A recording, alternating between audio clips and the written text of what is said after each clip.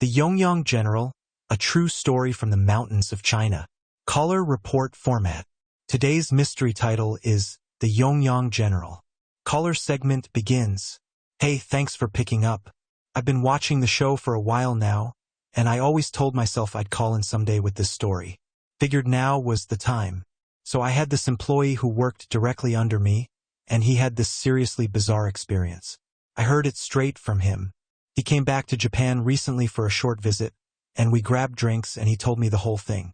I'll call him Daiki to keep things simple. Daiki is still over in China, still working. I first met him about 3 years ago, though at the time I was more hands-off with the day-to-day operations, so we didn't really interact much directly. But when I finally ran into him again, I couldn't believe it. The guy had completely transformed. And I mean completely. Back when I first knew him, he had that classic introverted, nerdy look. Think of the stereotypical shy, bookish type, gentle, neatly dressed, wouldn't stand out in a crowd at all. The kind of person you'd see in an indie film where the protagonist doesn't know they're the main character yet. That was Daiki. And then he shows up looking like he walked out of a Comme des Garçons runway show. Avant-garde fashion, not trendy, not stylish in the traditional sense, but the kind of look that makes people stop and stare. We're talking sharp angles, unusual layering, the kind of getup that makes you think twice before approaching someone. I genuinely didn't recognize him at first. So I asked him, "What happened to you? Why the total style change?" And he goes, "Boss, I had something strange happen to me over there." And that's how the story started. Now, when I first hired Daiki, he was about as introverted as a person can get. MBTI? Full-on introvert. The kind of guy you'd wonder if he'd ever held a part-time job in his life. He had a bit of that shut-in energy too. But the thing is, we needed someone fast. Our previous employee had to quit suddenly for personal reasons. So we brought him in through a mutual connection.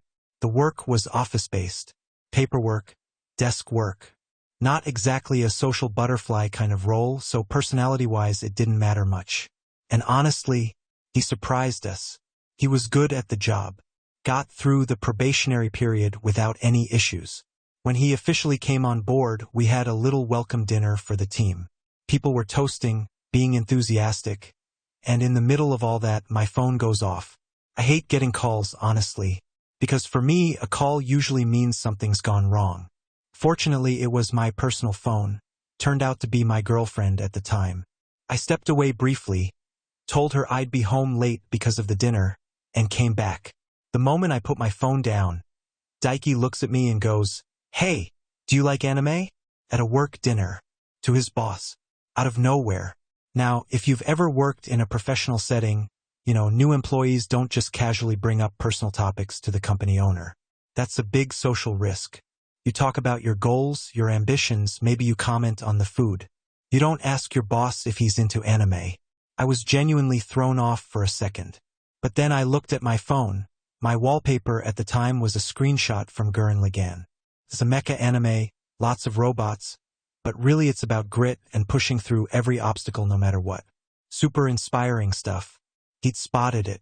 So I figured, hey, he summoned the courage to say something. I should meet him halfway. I went on this little tangent about how it's the manliest anime ever made and how I watch it when I need to recharge. The managers around me looked like they'd seen a ghost. I never talk like that at work. But the mood stayed warm and we moved on. That one moment tells you everything you need to know about who Daiki was. Like I said, office work was fine for him. But as the business grew, he started getting pulled into field work.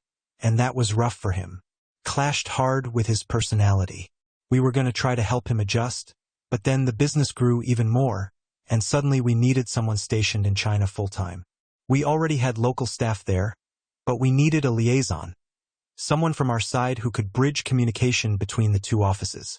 Then one day HR comes to me and says, "Daiki put in a request to be considered for the China posting." My first reaction was random. He'd never expressed any interest in that.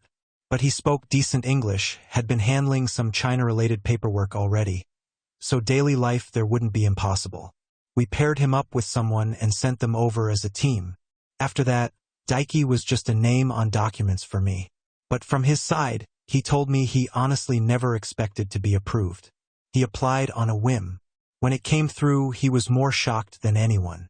He spent the next month before his departure working harder than ever. He ended up stationed in Hubei Province. Building something from scratch is brutal, and it was, but eventually the results came. After a long stretch of grinding, the regional manager gave the team a week off. Traveling to another country while you're already in a foreign country isn't exactly easy. So they set up accommodations nearby and let everyone relax. Movies, arcades, whatever was around. Behind the accommodations, there was a hill. Not very tall, not very steep. Just a neighborhood hill, basically. Daiki had been pushing himself pretty hard physically, and decided he wanted to go hiking, get some real exercise outdoors. The local staff tried to talk him out of it. You're not used to this area. Your body's already run down. Don't do it. But he was determined. Eventually they agreed to go with him, at least during the day, just the small hill out back. It wasn't hard at all. The view was better than expected, and he got hooked. He'd set a midpoint goal instead of the summit, but after doing it a few times, even that got easy.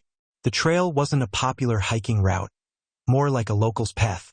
You'd occasionally see an older woman foraging for herbs or mushrooms, but that was it. Once he got comfortable with the route, he started exploring the surrounding area. Then one evening, after dinner, out of nowhere he just felt like going up. No plan, just a gut pull. I've gone a bunch of times already. What's one more? So he headed up alone. This time he drifted off the usual path and found himself somewhere he hadn't been before. There was a large, flat rock, big enough to lie down on. The sun had just gone down, so there was that in-between light, not quite dark yet. He thought, all right, I'll just sit here a minute, then head back. He went to check his phone. Battery was almost dead. He put it away and decided to smoke a cigarette before heading down. He lit his lighter. If you've ever smoked, in that moment of lighting up, your eyes are on the flame and the tip of the cigarette. Your peripheral vision is open, but your focus is narrow. A gust of wind blew out the lighter.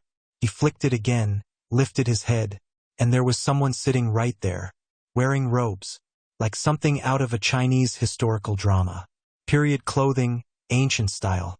His first thought was, okay, there's a person here. That's fine. People hike.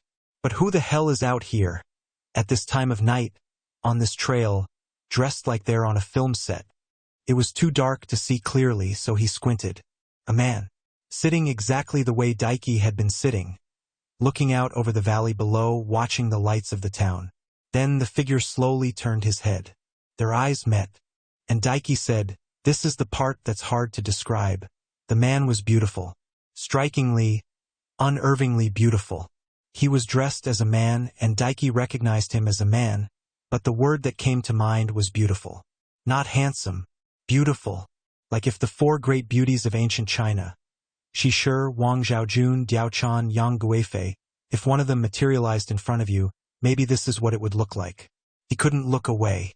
He said it felt like understanding for the first time what it means to be struck by someone. The man just looked back at him. Quiet, calm smile. That was all. Time passed. Daiki doesn't know how long. Then he felt heat on his fingers. The cigarette had burned all the way down without him ever taking a drag. Ow! He dropped it, shook his hand, and when he looked back up, the man was still there. Then the figure stood, dusted himself off, and walked toward Daiki. And then he spoke. Daiki didn't understand a single word. Not even one. You have to understand. China's enormous, and dialects can sound wildly different from region to region. But this wasn't that. Even a badly accented Chinese speaker saying something like, "Long time no see, 好久不见." Any Chinese person would understand it. What this man said sounded nothing like that. It sounded closer to Southeast Asian languages, like something constructed from sounds Daiki had never heard in any Chinese dialect. Something like, "Kyutsutsu, nanitsu," snuck, completely alien. Daiki just stood there, blank. The man let out a sigh. Then he reached to his waist and pulled out a thin rod about a foot long. He crouched down and started writing on the ground. In seal script. Seal script, if you're not familiar, it's an ancient Chinese writing system. the kind used in bronze inscriptions and stone carvings thousands of years ago. The characters look almost like little drawings or tangled vines. In modern times, even among people who know Chinese characters, seal script is almost never used outside of calligraphy exhibitions or academic study. Nobody writes in seal script. Nobody. Daiki's immediate reaction was, "Is this guy messing with me?" But there was something about the figure's presence, that overwhelming, unearthly beauty, that kept fear at bay. No sense of threat, just confusion and weirdly irritation. So Daiki thought, okay, if he's writing, I'll write back. He picked up the rod and started reading what had been written. Slowly, with effort, seal script takes work to interpret. But some of it came through. Questions. Where do you come from? What is your name? Why are you on this mountain? Do you know where the people down below are living? Has the war ended? Where is Yingzheng? The writing style was archaic, old-fashioned, formal, like reading an ancient text. And Yingzheng, Daiki thought it might be a reference to a memorial portrait. It didn't click at the time. The man handed the rod to Daiki. Daiki wrote back, "My name is Yamada Daiki. I work in fashion. I came from a faraway island nation to the east. Please forgive my poor writing." The man read this, and then he started laughing. Actually laughing. Not a polite chuckle, but a real, involuntary burst. The kind of laugh that's almost dismissive. Like, is this a joke? Then he walked up to Daiki, pinched the fabric of his shirt between two fingers, and shook it up, down, as if to say, "You work in fashion. This is fashion. Look, being called out by a ghost is one thing. Being mocked by one is something else entirely." Daiki said he almost cried. Right there, on the mountain, in front of an ancient supernatural being who had just thoroughly roasted his wardrobe. Then the man patted his shoulder. Like, hey, it's okay. Could have happened to anyone. Which made it worse. Daiki swallowed his pride and reached for the rod again. But the man held out his hand. He wanted it back. He wrote, "My name is Xingchen. If I help you, what will you give me in return?" Daiki wrote, "I have nothing to offer. Tell me what you want. If it's within my power, I'll try." The man thought for a while, chin in hand. Then he wrote two characters, Nuer Hong. Nuer Hong, Daughter's Red, is an ancient Chinese wine with deep cultural roots dating back to at least the Weijin period. When a daughter is born, the family brews wine and seals it. When the daughter grows up and gets married, the wine is opened at the wedding. It's aged for 15, 20 years, sometimes more. It's not something you just buy at a store. It's a family heirloom, a ritual object. You can find commercial versions with that name, but the real thing? You can't buy it. Families don't sell it. Daiki came back down the mountain. He asked a local staff member if it was possible to find the real thing, not the commercial product. The local went pale. That's extremely expensive. But it wasn't about the price. You can't buy it. It's not for sale. This is one of the most meaningful objects in our culture. It represents the marriage of a daughter. Families don't part with it. So Daiki did what desperate people do. He worked the emotional angle. He called a contact and explained, "My parents raised me, this awkward, shut-in type, with so much patience. I went all the way to China, and this is the one thing that would make them proud, to truly experience the culture firsthand. If I can't be the one to bring this piece of China back to them, who will?" It worked. The contact's whole demeanor shifted. "Fine. I'll look into it. Next Thursday evening. I'll send it your way if I can find it. Be ready." Friday came. Daiki put the ceramic jar in his bag, climbed back up the mountain. Sure enough, the man was there, sitting on the same flat rock, fanning himself, looking out over the town below like a deity surveying the mortal world. Daiki set the jar down in front of him. The man's expression shifted the moment he saw it. When the seal was broken, the scent hit them both. Daiki said it was unlike anything he'd ever experienced. Not just alcohol, something ancient and dense and real. He thought, this is what the genuine article smells like. He poured a cup and offered it. The man drank, and then spoke words Daiki couldn't understand. But the expression said everything. Something like, How does something like this exist? This is a gift from heaven. Then Daiki reached into his bag and pulled out a notebook and a ballpoint pen. The man's reaction to the notebook was, honestly, funnier than his reaction to the wine. He touched it like it was made of gold, pressed it against his face, ran his fingers over the cover. What is this material? How can it be this light? How can it exist? Then Daiki clicked the pen and wrote something. The man's jaw dropped. Writing, with no brush, no ink, just pressing down and moving your hand, like watching a magic trick performed by a small child. Daiki said it looked like videos of monkeys seeing a magic trick for the first time. That's when it hit him. This isn't just a ghost. This is an ancient ghost. Extremely ancient. You know how people say that old, long-lingering spirits are more powerful than recently dead ones? The raw, accumulated age of whatever this was? That thought dropped into Daiki's mind, and it sent electricity down his spine. He froze, started shaking. The man noticed. He smiled, poured a cup of wine, and handed it to Daiki himself. Daiki drank. He said it tasted like nothing he'd had before, almost transcendent.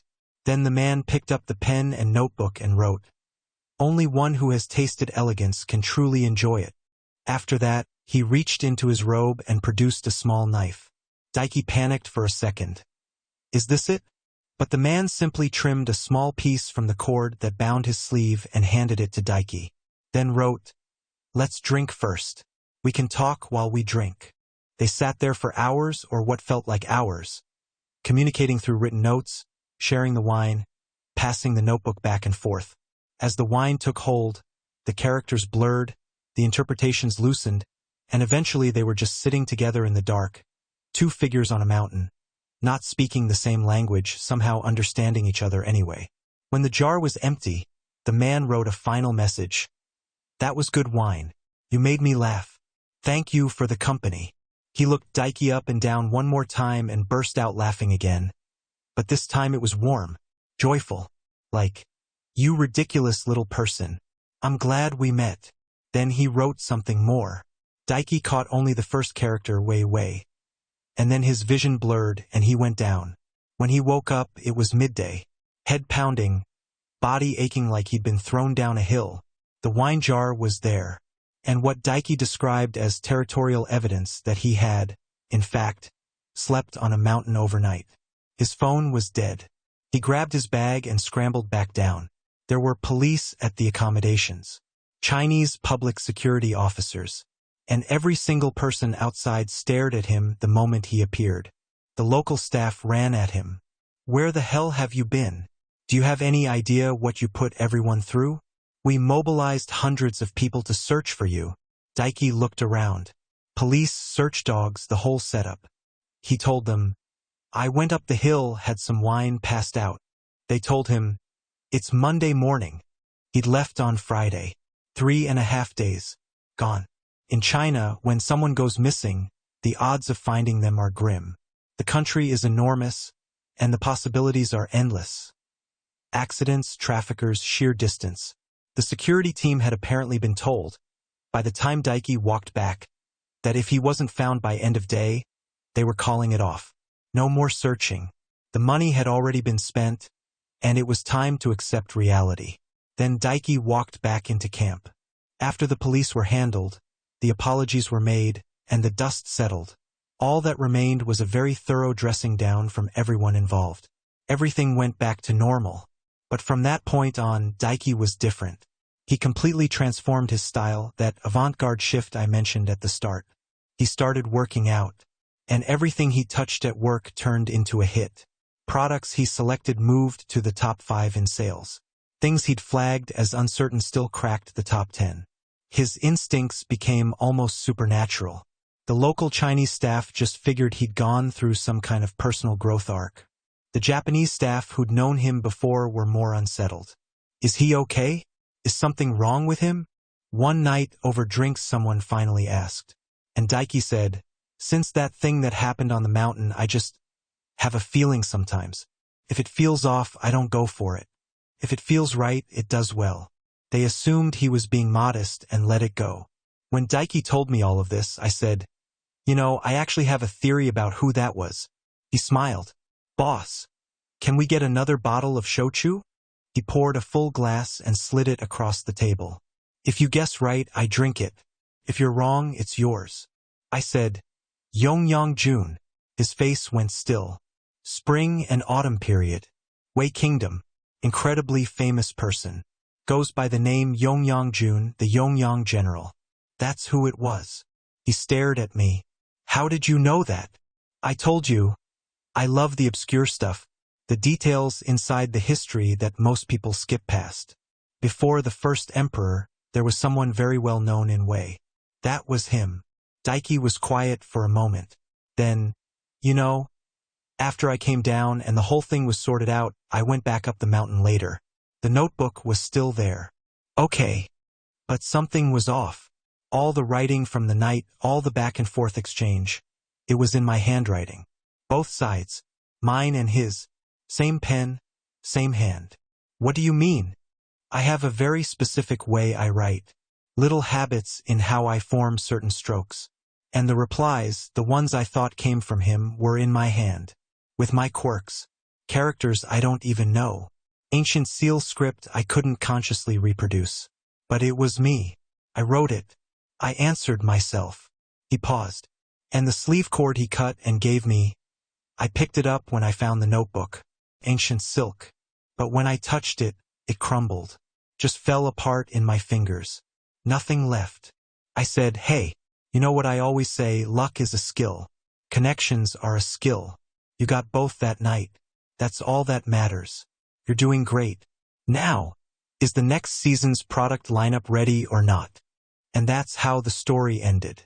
For those who don't know, Yongyang Jun was a real historical figure from the Warring States period in ancient China. He served in the Wei Kingdom and was renowned for his extraordinary beauty, documented across historical records as truly exceptional even by the standards of the four great beauties of China. He was also celebrated in poetry, music, and performance. And as far as I can tell, he holds the distinction of being one of the first male same-sex companions ever recorded in Chinese historical writing. After Wei was defeated by the Qin Kingdom, the kingdom of the first emperor, Yingzheng, Yongyang Jun's fate, like much of Wei's legacy, became obscured. Fallen kingdom, complicated history. The Yingzheng he asked about that night? That was the first emperor, the man who conquered his kingdom. He was asking if that war was over, and what had become of the emperor who ended everything he knew. Daiki still works in China, still doing well by all accounts.